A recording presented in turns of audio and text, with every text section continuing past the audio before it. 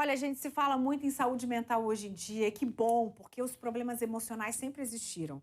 Mas os comportamentos mais comuns eram jogar para debaixo do tapete, né? Isolar a pessoa, esconder da sociedade ou taxar de louca. E às vezes até internar numa clínica despreparada para acolher e para lidar com esse tipo de problema, de frente, com amor. Os transtornos de personalidade são mais conhecidos hoje e os tratamentos são muito mais acessíveis. Não é sinal de loucura, não é verdade? Sim. Não é sinal de loucura, mas de que devemos dar atenção e buscar ajuda qualificada. Hoje a gente vai falar sobre o transtorno de borderline, que está aqui comigo agora, a psicóloga do SESC, a Isabela de Azevedo Levino. Bom dia, tudo bem? Bom dia, tudo jóia.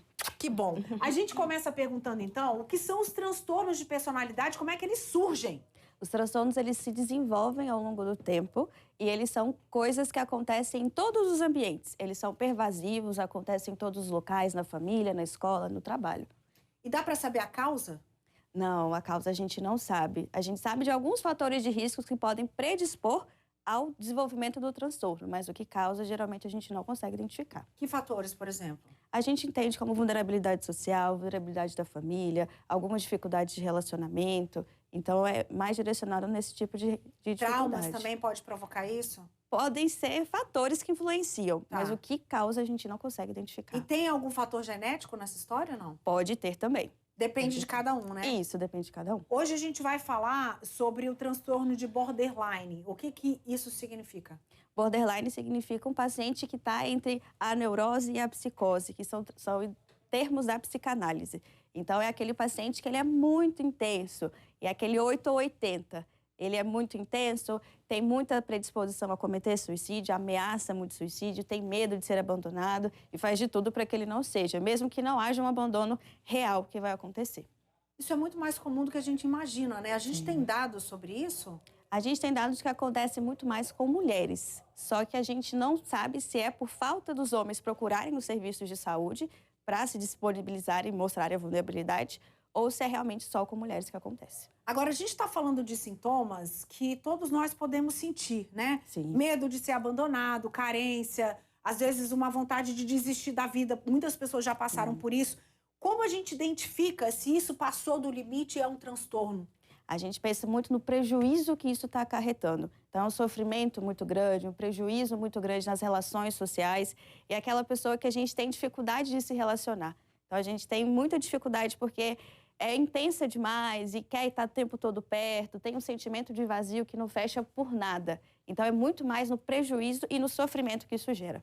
E como é que ela se comporta diante disso? Ela pode ficar agressiva, ela pode ficar carente? Como é que isso se expõe? Isso é muito com oscilações de humor muito repentinas. E também tem a questão das compulsões. Então, tem comportamento sexual de risco, tem compulsão por compras, compulsão por agressividade, compulsão alimentar. Está muito associado a outros transtornos também, da depressão e ansiedade. E quem identifica isso? Tem que ir no médico, faz algum exame, é comportamental? Como é que é? A gente pode identificar no médico, que é o diagnóstico ele é mais clínico, mas a gente pode fazer também avaliação neuropsicológica. A avaliação neuropsicológica ela mostra o funcionamento do sujeito. E não tem como curar, você tem como controlar isso quando a gente Isso. fala de transtorno? Isso, no transtorno a gente participa com tratamentos, tratamento psiquiátrico, tratamento psicológico e também as outras atividades, né? Atividade física pode ajudar a reduzir os sintomas da ansiedade e outras coisas também. Quando você fala tratamento psicológico e psiquiátrico, a gente está falando de quê? De terapias, de uso de medicamento, como é que é? Isso, a gente fala mais da terapia, que atualmente a terapia comportamental dialética é a mais indicada, mas as terapias focam muito na relação entre o terapeuta e o paciente. E o psiquiatra é para ajudar no controle dos sintomas, que às vezes a pessoa não consegue de forma natural. Então, a gente toma medicação para controle de impulso, controle do comportamento suicida também. E isso funciona? Funciona. Olha que bom, gente. Funciona. Funciona. Tem luz no fim do túnel. Agora, como é que a gente lida com uma pessoa que passa por isso? Muitas vezes a família não sabe lidar, porque quando existe um transtorno dentro da família, a família inteira fica adoecida.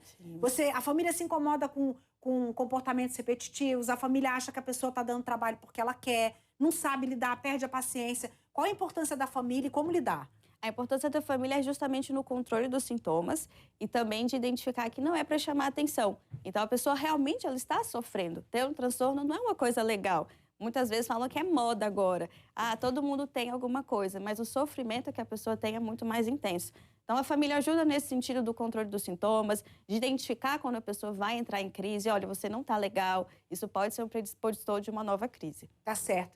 E olha, você pode buscar o SESC para fazer esse tipo de atendimento, esse tipo de identificação, né, doutora? Pode sim. A gente conta com atendimento psicológico em quase todas as unidades e atendimento psiquiátrico em 3 unidades. E além das academias, né? Então, atividade física, que o SESC dispõe de academia, dispõe de serviços de natação. Então, o SESC tem portas abertas e profissionais muito qualificados para lidar com essas demandas e outras também. Tem essa lindeza lá, simpática, doutora Isabela, para atender você. Obrigada, viu? Imagina. Obrigada. Você chega lá, só o sorriso dela, você já fica curado. Bom demais.